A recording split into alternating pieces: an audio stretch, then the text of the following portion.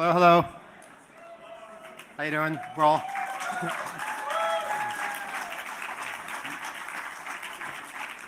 Are we all surviving? Everyone's cool? Everyone's happy? Okay. By the way, in case you don't know, there are Segway rides downstairs. If you haven't taken advantage of them, it's a ton of fun.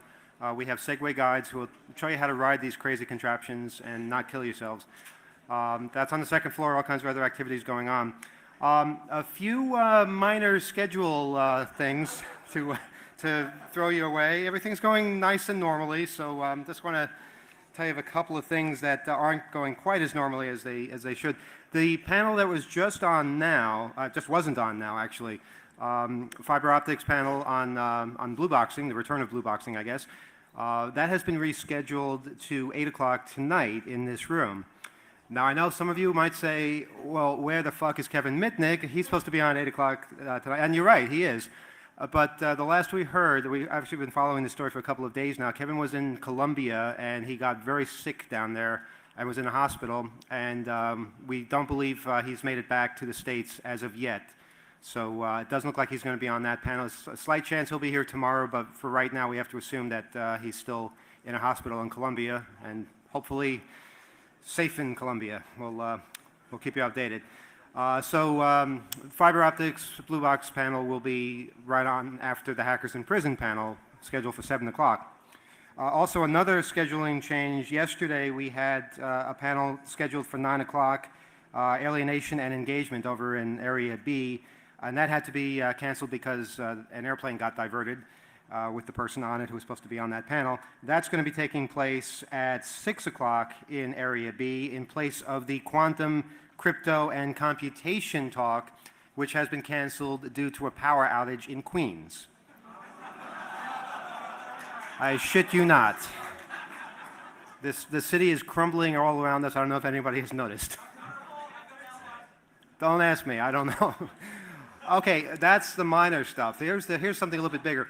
We're all gathered here today for Privacy is Dead, Get Over It, and that is taking place. But with a little caveat. How do I say this? Okay, well, as some of you know, I don't know if anybody was at the Polarium seminar, which was taking place on the 6th floor. It wasn't actually part of the Hope Conference. It was something that was going on at the same time. It was sort of a mini conference being led by Steve Rambam, the private investigator who has been at every single one of our Hope conferences and knows an awful lot about these things. And it went very well. We had seminars, very intensive seminars that went for, I think, 8 in the morning until about 4 o'clock. Well, right after it ended at 4 o'clock, rather quietly and without much fuss, these two guys came up behind Steve, asked him if he had any weapons, and identified themselves as the FBI.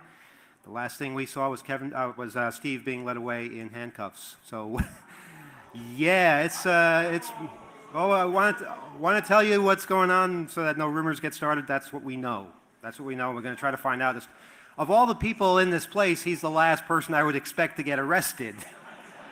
He's the one that would be arresting others. But I mean, we're talking about somebody who hunts down Nazis all over the world and is just great at finding people. And I guess he found the wrong person or they found him or something.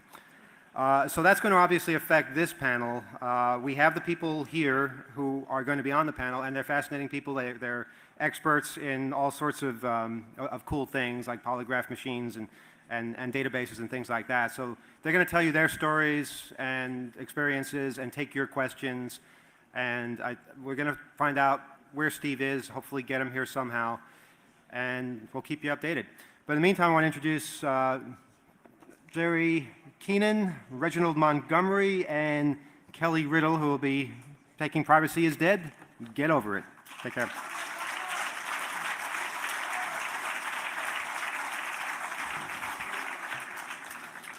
Well, we're as surprised as y'all are by it. So I actually was doing the last seminar on surveillance, of all things. And as things would have it, just as I was finishing my talk, people were coming up asking questions. The back door opened and 4 guys in blue coats with the big FBI on it came in.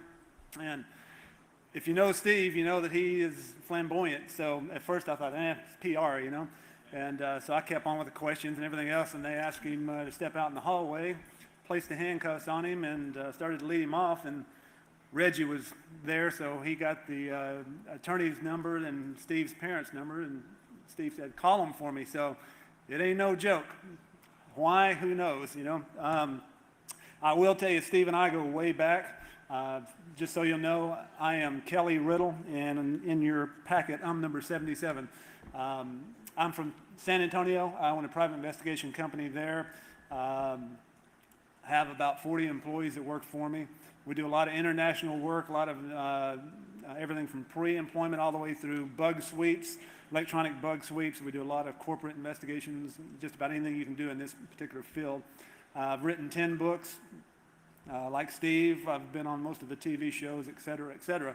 I will tell you that Steve had a good presentation. His computer and all of the things that he left behind were ushered out of here, as you can imagine. So I saw briefly the presentation, and he basically had 500 pages of documentation that he had taken off of databases, the internet, and other sources on this gentleman right here, Rick, who agreed to be the target. So it was going to be quite fascinating. He even had aerial photographs of Rick, his house, and a close-up of Rick, among other things. So what we're going to do is fill the time. We all, respectively, do the same thing. Steve had the PowerPoint presentation and was going to do the majority of this. So we will answer your questions, but in the meantime, I'm going to let these guys introduce themselves, and then if you have questions, we'll be happy to take them.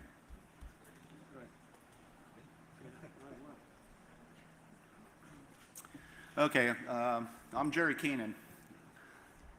Kelly does surveillance stuff. I'm an expert in military records. I can find anything that has to do with the military. Not just the American military, but I also can get information on military personnel from the United Kingdom, Australia, New Zealand, Canada, Russia, and the French Foreign Legion. And the Legion, by the way, still adheres to Legion names. In other words, when you enlist, you can take another name. So in order to find someone, you have to have their real name.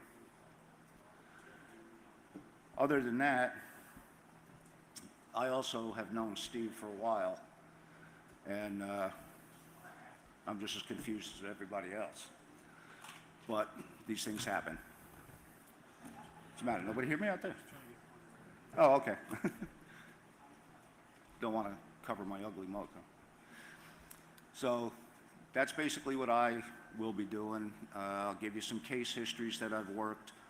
I get a lot of pleasure out of busting frauds and wannabes, by the way. I'm a 20-year Navy veteran myself with 5 years with Naval Security and Investigative Command as a civilian, and I spent 25 years in Europe, the Middle East, and North Africa without a break.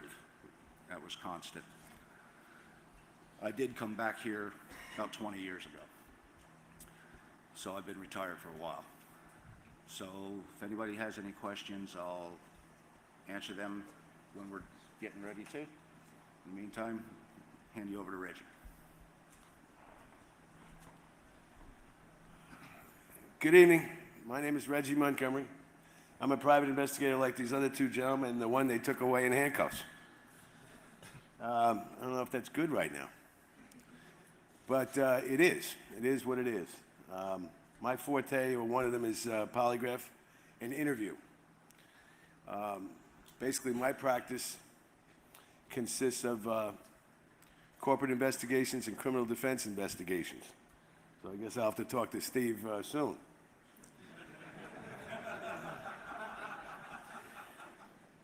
These guys were serious. You know, at first we thought it was a joke. It was not a joke. If you want to visit Steve over the weekend, he'll be at 26 Federal Plaza. I guess he's going to be waiting for an arraignment on Monday and a bail amount to be posted by a judge. As these gentlemen did their respective specialties, I did a bit on polygraph as an investigative tool. Throughout my 27 years of running polygraph examinations and doing interview and interrogations, well, we call it interview now, it's not interrogations. I've amassed a record of over $30 billion in recovered, stolen, or misappropriated property. So you may have some questions about that. A lot of these things were big cases that were intellectual property was stolen, and through the use of polygraph and interview process and other investigative techniques, we were able to recover these losses. So you may have some questions about that from time to time. I also wrote a book on corporate investigations and have written a couple chapters for criminal defense investigation books. So I don't know how many more of you guys are going to get taken out of here in handcuffs, but you may need a criminal defense investigator at some time. I know I was anxious to come here because you guys are smart. It's scary how smart you are. Some of the things that I read in this little book that we get for Hope 6, I'm going, what are they saying? I don't even know what the topic is or what, how I would listen. So obviously you guys are smart. I know in our instructions for the speakers, they said, speak to these people like they're sophisticated. So I guess I'm going to have to do that because you're way over my head. We have tools that we use in investigations that some of them are more available to you than they are to us. Because other than reading my email and trying to figure out my contact list, I'm pretty screwed up with my computer. So if any one of you guys, and I'm looking for volunteers or ladies, would like to help me make my life easier using computers, I would like that. Although Steve tried that, look what it got him. So I don't know if, maybe I don't want that. But if you have any volunteers or you want to talk to me, ask me any questions, please. I'd love to answer all your questions. Thank you.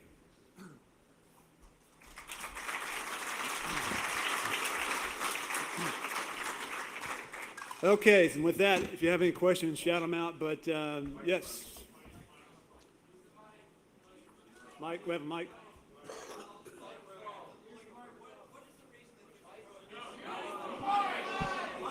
Do we have a mic? Hold on. Microphone. Do we have a mic in the house? Does mine work? Okay.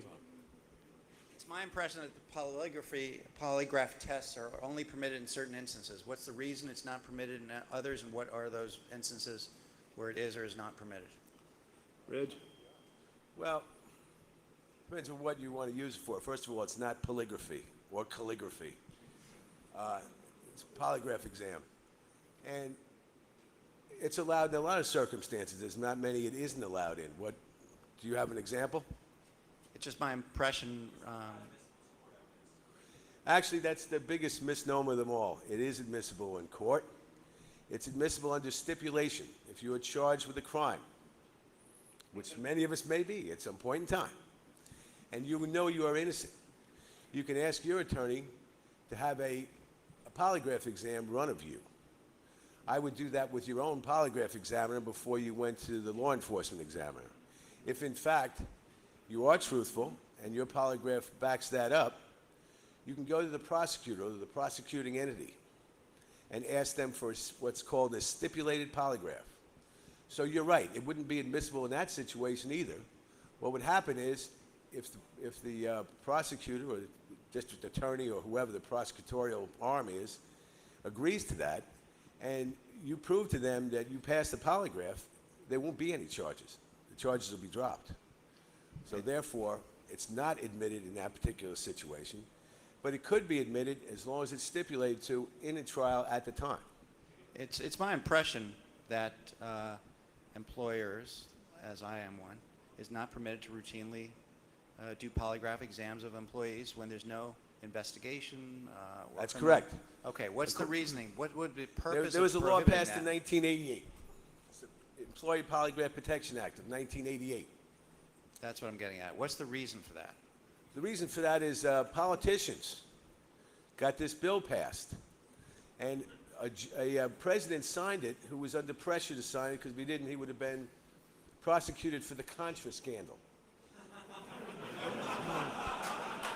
President Reagan came into office and was the biggest proponent of polygraph that we've ever seen in the White House. He wanted all the CIA agents, FBI agents, and all our politicians, elected officials, polygraphed. It wasn't very popular at the time.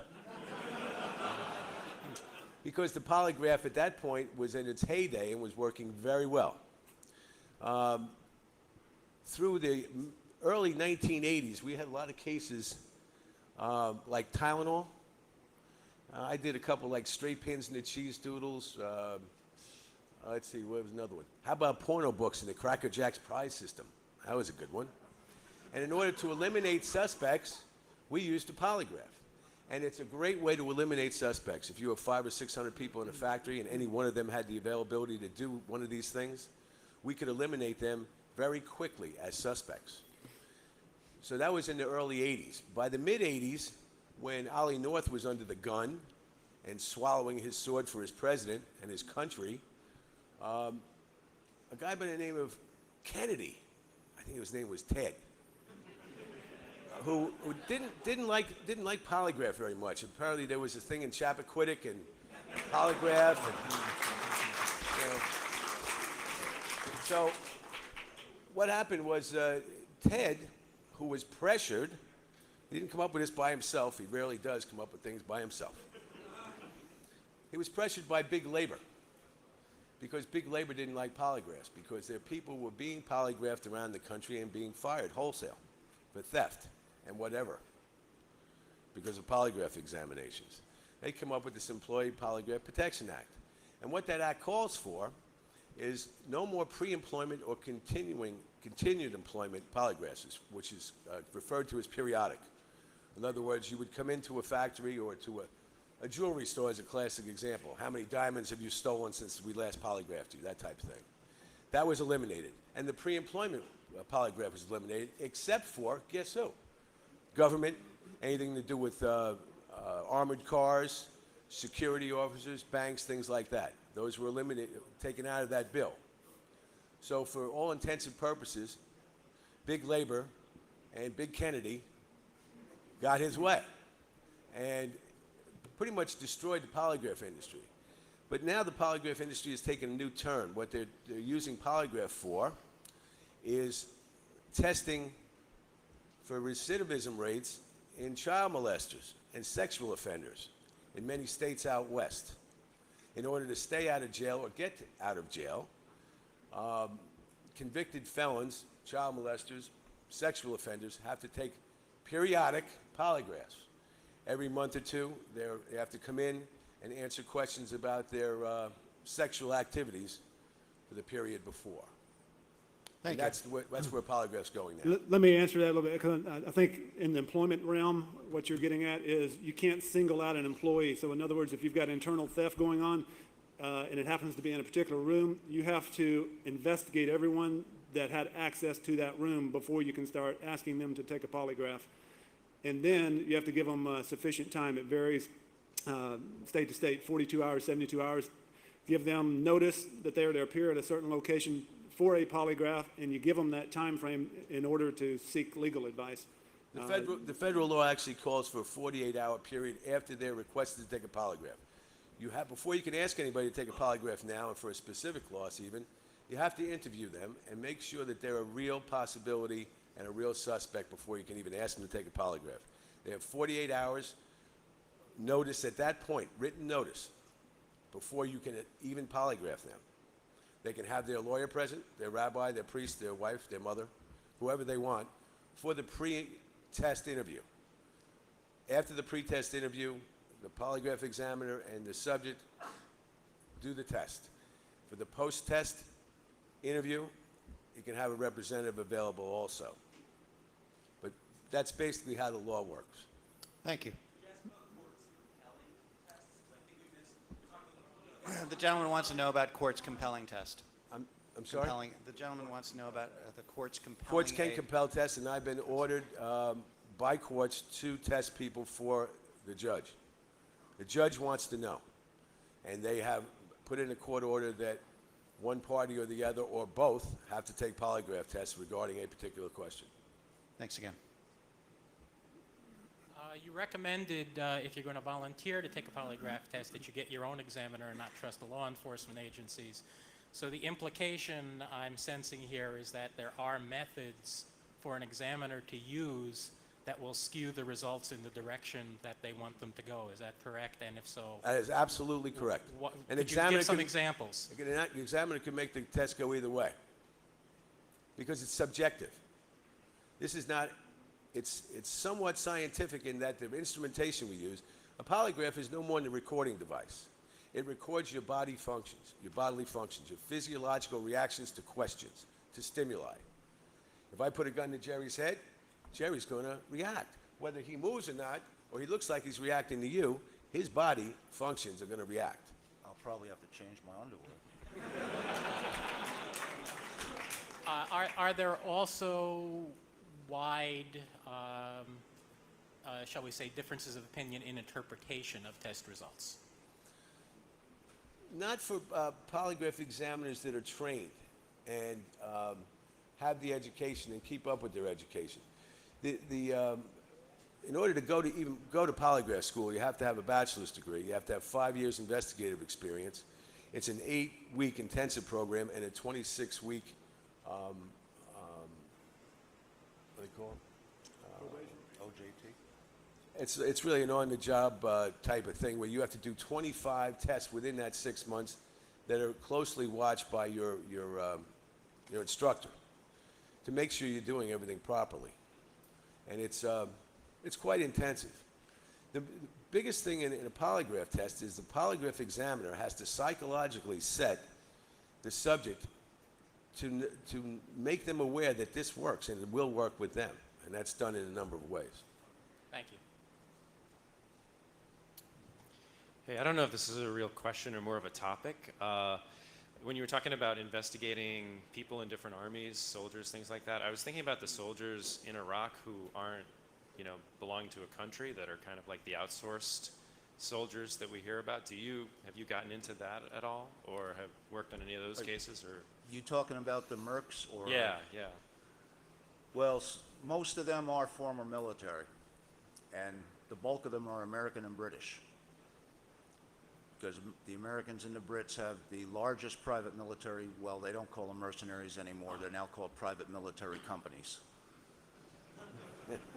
Yeah, go figure. But I guess they don't want to confuse them with Mercedes-Benz by calling them mercs, So, yeah, they sometimes I have had to find people like that. Technically speaking, I'm not an investigator. What I do is I'm basically your expert in military research and military records, and I do help locate people, which is why private investigators come to me, because military records research is actually a maze. Anybody looking for it, most investigators and most private citizens know that you can get a person or a veteran's records from St. Louis, Missouri. However, as I pointed out in my little speech this morning,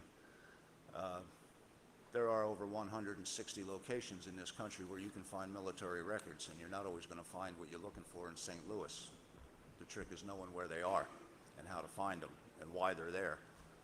So some of these people, if they've gotten out, they're veterans, and they join a private military company, I usually find the information on them from their military career, turn it over to the private investigator, who then tries to track them down, although I can locate military personnel.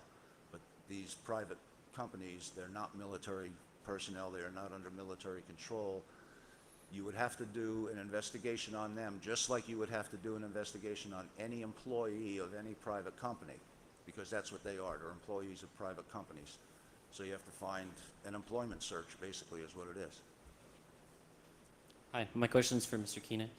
Are you any way affiliated with Authentiseal, which is the... Let's just say I know them. You know them?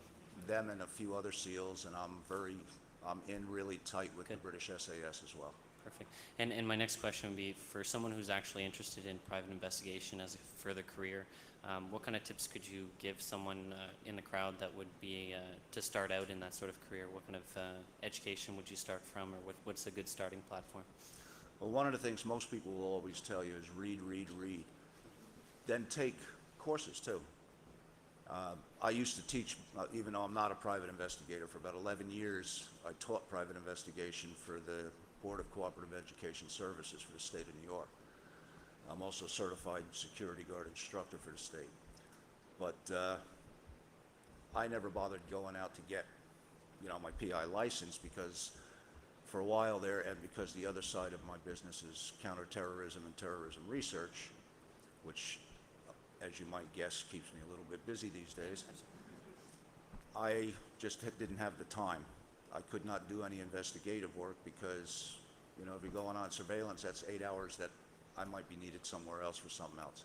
So I never did. So I just do the military research and counterterrorism. But there's courses you can take. And one thing I have to tell you, because a lot of people were under this misconception, even students of my own, when they came into my class, were under the same misconception about this. You cannot become a private investigator and get a license simply by attending a course, even if it's accredited.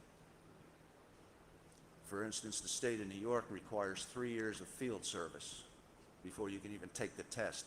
That doesn't, they don't care kinda if like you an got a apprenticeship? master's degree. So it's kind of like an apprenticeship program with an existing investigator? Basically, yeah, except you're getting paid for it. Okay, thank you. Hey guys, thanks for coming. I was wondering what kind of methods, whether non-technical or technical, both in the military side as well as just general PI, you guys use to gather the information you do. Is it still through the mail and by fax, or are a lot more of them databases now? I'm sure probably on the PI side they are, and maybe not so much on the military side. What kind of technology, since we have more of a technical crowd, do you guys use to gather that information? Well, I'll be honest with you, in the military end of things, it's as low-tech as it gets, because they have never, and they will never, put military personnel files on a database. All military records are paper files. Right. However, there is a website out there that you can go to that you used to have to fax in and get on the feds list and everything else, but they've now made it so you can just go to the website, and if you have the person's name, social security number, you enter that in and it will tell you if they're active duty or not. Now, you said they don't store that information on data. I know the company he's talking about because I work for them. Okay. I Now- provide a lot of their info. You said they only do it on paper for military records. What about situations with the VA laptop and other situations? Okay, that's a database of an entirely different color. Okay. That type of database is for VA claims. If you make, it's separate from, basically it's separate from the Department of Defense. It's the Department of Veterans Affairs, which is different. I mean, even though they may seem as if they're the same thing, they're two separate entities. Is that a citizen organized? Yeah, well, the VA has always had problems, trust me.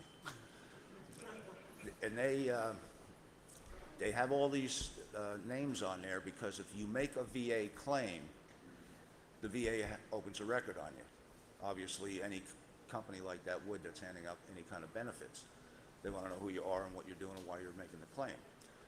At the same time, active duty personnel, their families are also eligible for a lot of these benefits. So that's why there's dependents information on that stolen, or was on that stolen database. Found out that I was on it. My wife was a 21-year Navy veteran. She was on it. My son from my first marriage is on that is on that same thing, because we all got out after a certain date. I think it was 75. Anyone who got out after 75 is in that database.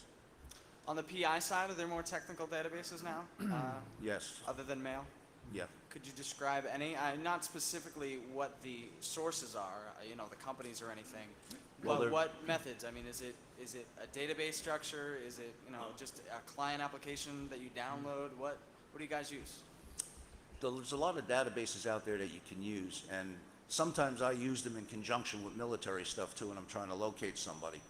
Because if it's a military person who's stationed in the States, 9 times out of 10 they're going to have a civilian address. So you're going to have to locate them the same way as you locate anyone else. A lot of them are just, you type in certain information, they'll ask you for certain information. You can do a search by telephone number, street address, by name, by all three. Type it in there, and it'll come up is if there's a change in the address, or if that person is still there. And then there's another one, Ancestry.com. I'm sure most of you have heard of that one. They have a social security number, death index. You can go into the SSDI there. I think they charge for it, but I don't know how much, and find out when a person died.